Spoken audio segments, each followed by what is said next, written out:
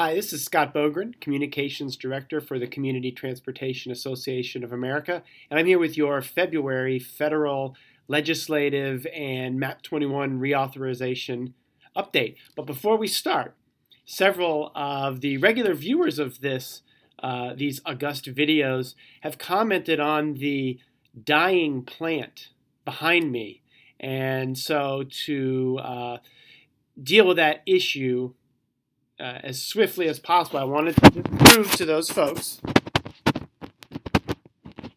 plant looks good. It's being watered, so you can cease your discussions and emails to me on the fact that I'm killing the plant behind me.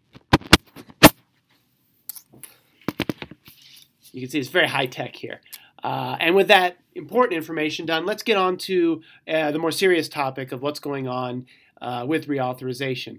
On February 12th, the Senate Banking Committee had a hearing, and that hearing was really completely focused on financing the overall surface transportation bill, a MAP 21 reauthorization. Not the details of what would be in that reauthorization, but more prominently, where would the money come from to get the bill done. That's the same issue we were dealing with 2 years ago.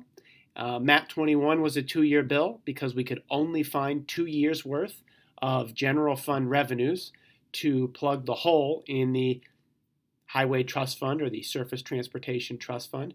That hole is growing larger and more difficult to fill.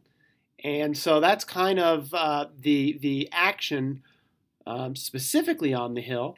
On March 6th, CTAA will be testifying before the Senate Banking Committee. Our board chair, Barb Klein from Spearfish, South Dakota, will be in town here, and I'll be sure to share with you all of the details that are going to be in that proposal and in our testimony, both the written, and I will also share with you the video from the actual testimony on that day.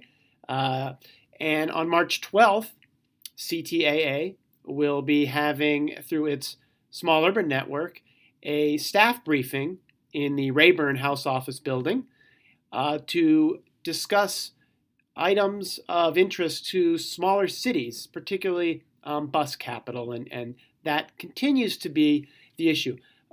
Finally, as well, our complete set of reauthorization recommendations, which are going to look like this, will soon be finalized and out within the next week. The focus is obviously on more investment across all forms of community and public transportation, reinvesting in bus and bus facility and capital dollars for bus operators, and then as much as we can, trying to keep safety regulations and other types of regulations to have as little an impact as possible on both the resources and time and energy for those of you out there who are actually managing and providing public transportation. So that's where we are right now. We're in a little bit of a lull, but things are going to get very heated on this issue soon. And I want to kind of finish this quick video to give you an assessment of kind of the facts, where we are today, and then the guesses or my own some opinion. Here are the facts. I've talked to enough people on the Hill now recently to feel very certain that extending MAP 21 at the end of September, when it runs out, is going to be very difficult, if not impossible. We are in a much different place than we were 2 and 3 years ago when we saw all those extensions to the end of Safety Lou, kind of that gap of 1.5 years or 2 years between when Safety Lou ended, MAP 21 started, all those extensions in there. We're in a much different place. At that point, we did not have a negative trust fund balance, nor did we have that looming in a matter of weeks. That is where we are now. And that changes the ball game significantly because that makes it much more difficult to fill that gap, that hole that is existing right now in the trust fund, and makes it so that we have to do that in order to get a full bill. So given that we're dealing with no likelihood really of extensions, we are now looking at the end of July having to be a pretty hard deadline for a lot of work in both the House and the Senate to be completed on a reauthorization bill. Why is it the end of July? August is largely a recess month. That gets them back in September to finalize things and get this bill, this work done. Those are facts. The guesses. It sure doesn't seem like we are dealing with an environment in which there's going to be significant growth for either the transit or the highway program.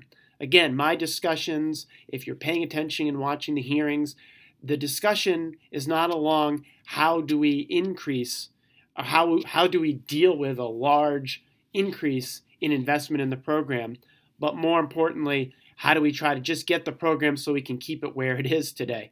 So guess number one, we're not dealing with a growth environment as much as we would all like to be.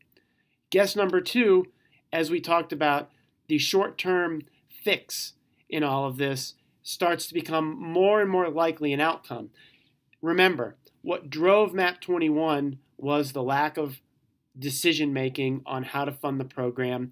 They came up largely through the Senate with a way to kind of plug the gap for 2 years, and that's why we had a 2-year bill. Many have argued that MAP 21 is 6 years worth of regulatory change, 6 years worth of policy changes in a 2-year bill. It's starting to seem increasingly likely that the answer to that will be from the Hill. Let's not do much with MAP 21 policy-wise, legislation-wise, and let's focus on how to get another 2 years of funding through what would largely be general revenue funding and finding some sources for that. And that way we don't have to deal with the larger issue. Do we need a gas tax? Do we use vehicle miles traveled? How do we actually sustainably and for the long term invest in the nation's surface transportation policy? Without an answer to that question, the short-term solution just seems to be more and more likely an answer, particularly in light of this very constrained time environment that we're dealing with. So that's where I think we are today.